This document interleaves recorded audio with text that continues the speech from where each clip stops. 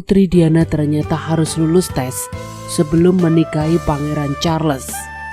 Dilansir dari kompas.com, pernikahan Pangeran Charles dan Putri Diana melalui lika-liku yang panjang hingga pada akhirnya keduanya harus berpisah. Seandainya keluarga kerajaan Inggris sejak awal menyetujui hubungan Charles dengan Camilla di awal 1970-an, mungkin ceritanya akan menjadi lain. Sebelum menikah, Charles juga pernah memiliki hubungan khusus dengan sepupunya Amanda. Namun Amanda menolak untuk menikahi sulung Ratu Elizabeth II itu karena posisi Charles yang tinggi di keluarga kerajaan. Akhirnya Diana Spencer lah yang dianggap cocok untuk menjadi pendamping calon raja. Meski begitu, Diana tetap harus melalui serangkaian tes untuk bisa menikahi Charles. Dilansir Cheat, tes yang disebut tes Balmoral juga diceritakan dalam serial fiksi The Crown di Netflix. Tes Balmoral adalah serangkaian tes yang dijalani oleh orang dari luar kerajaan sebelum diterima masuk ke dalam lingkaran dalam keluarga kerajaan.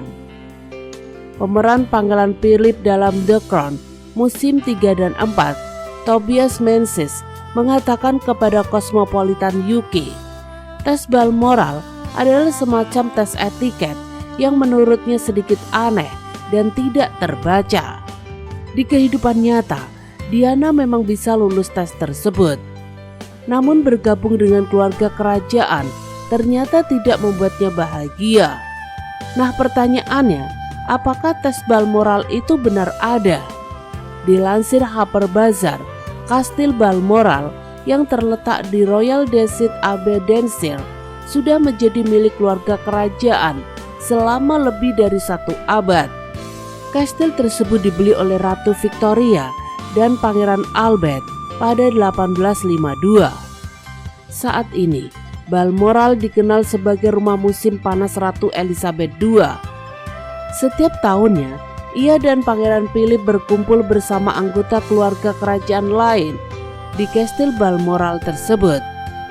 Mengenai tes Balmoral, editor artikel kerajaan di Bazaar.com, Omid Scobie mengatakan, banyak orang menyebutnya sebagai tes Balmoral dari Ratu Elizabeth, tetapi ia menganggapnya lebih kepada inisiasi kerajaan. Di antara mereka yang cukup beruntung diundang ke Kastil Balmoral selama musim panas, tidak semua orang bisa lolos. Namun berkat latar belakang aristokrat Diana disebut bisa melaluinya. Jika kamu mendapat undangan, bersiaplah untuk mengetahui semua protokol istana.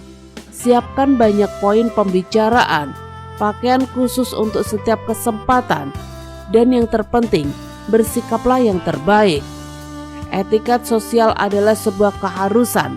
Jika kamu tidak suka makanannya, misalnya tetaplah makan, kata Scobie. Tidak seperti kunjungan ke Istana Buckingham atau Kastil Windsor, tambah Scobie. Kastil Balmoral adalah kediaman pribadi Ratu dan baris terdepan tempat suci batin Ratu. Scobie bahkan mendengar cerita tentang beberapa tamu yang sangat ingin tampil tanpa kesalahan di depan Ratu. Mereka pergi ke sana dengan membawa setelan piyama, pakaian dalam dan perlengkapan mandi baru. Sehingga jika ada pelayan yang membongkar barang-barang mereka, tidak akan ada hal yang bisa dinilai negatif dari sana yang akan disampaikan pada Ratu. Tapi meskipun banyak orang menilainya sebagai ujian, Ratu sebetulnya menjadi pribadi yang paling santai selama musim panas di Balmoral. Ia akan selalu berusaha membuat setiap tamunya merasa diterima dan seperti berada di rumah sendiri. Kalian akan diikutsertakan dalam acara barbeque keluarga setiap waktu makan, dan jika cukup beruntung juga bisa bermain dengan anjing-anjing milik Ratu, ungkap Scobie. Ini alasan sosok Putri Diana begitu dicintai meski telah meninggal dunia. Siapa yang tak mengenal Putri Diana, salah satu wanita dengan paras cantik dari kerajaan Inggris yang terkenal dengan kebaikannya. menikah di umur 20 tahun dengan Pangeran Charles yang berusia 32 tahun saat itu, menjadikan Putri Diana sosok yang anggun dan cantik, serta ibu dari Pangeran William dan Harry. Sejak menjadi menantu dari Istana Buckingham Inggris, hanya dalam 16 tahun, dia berhasil menjadi tokoh kemanusiaan paling berpengaruh di abad ke-20 dan memenangkan cinta rakyat. Sehingga tak heran jika hingga saat ini nama Putri Diana masih terus hidup bukan hanya pada warga Inggris, tetapi hingga seluruh dunia. Meski memiliki kisah hidup yang cukup tragis setelah berpisah dengan Pangeran Charles yang dirumorkan selingkuh dengan mantan pacarnya yang kini menjadi istrinya, yaitu Camilla. Putri Diana juga harus meregang nyawa setelah mengalami kecelakaan yang cukup hebat.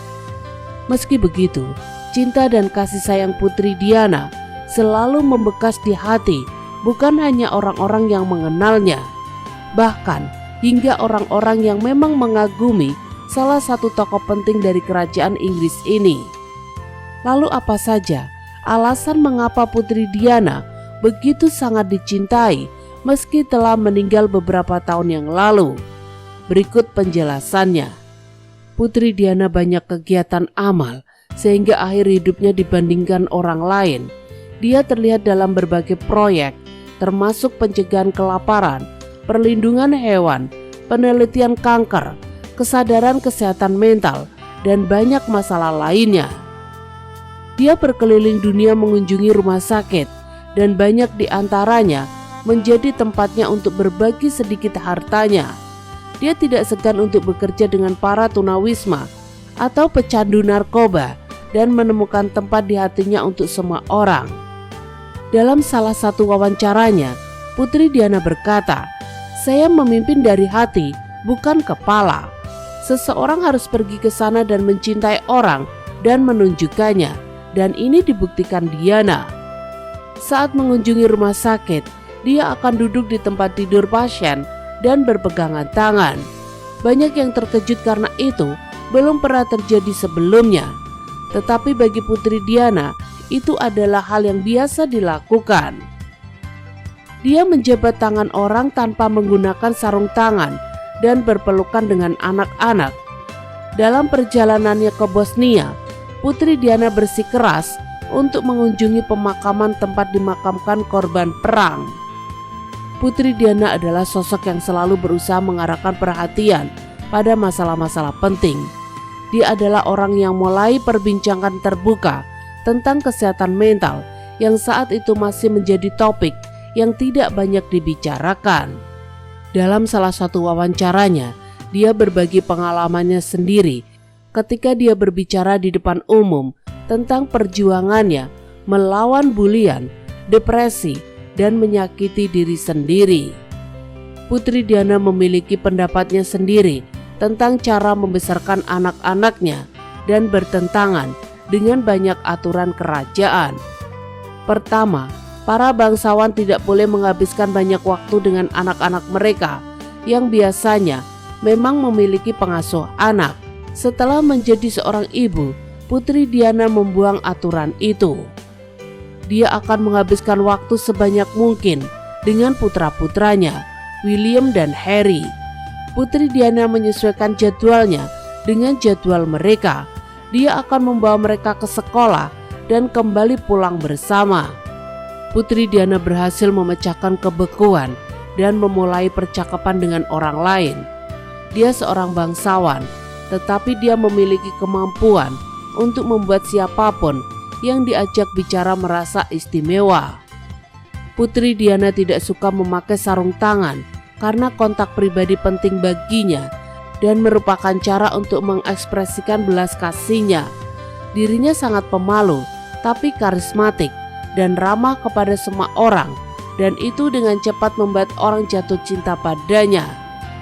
Salah satu bukti banyaknya orang yang mencintai Putri Diana terlihat saat kematiannya pada tahun 1997 pada usia 36 tahun, membuat Inggris dan seluruh dunia berduka.